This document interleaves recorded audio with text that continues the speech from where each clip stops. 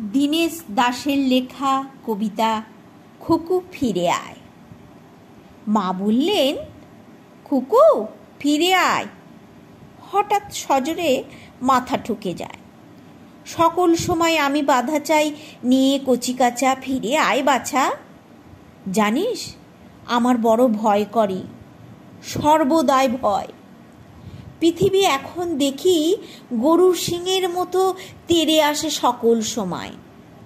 দরজা জানলা কাঠ, ঘরের দেয়াল মাতালের মতো টলে, ধাক্কা দিয়ে ফেলে দেয় সকাল বিকাল। ফিরে আয় বাছা, আবার জীবন পাক এ বাড়ির খাঁচা।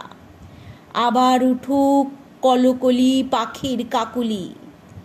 খুকু বলে, মা আমি ফিরবো না তো আর তোমার শহরতলির রাজ্যপাটে। এখন আমি যে ছুটির দেশে ঘোড়ার মতো কলকাতার মাঠে, সূর্যের সারথি হাতে অজস্র চাবুক অবিরাম। আমার মসৃণ ত্বকে অবিরত ঝরে রক্ত ঘাম। তাই বলি, মা পায়ের চাপে হবে ছত্রাকার তোমার তাসের সংসার। আমার মা, আমি আর ফিরতে পারি না। তোমার দুধের বাটি আর চুমুক দেব না মুখ ভরে। সে দুধ উপুর করে ঢেলে দিও তুলসী মঞ্চের কোলে। পেয়েছি অনেক আমি, খেয়েছি অনেক ঢের।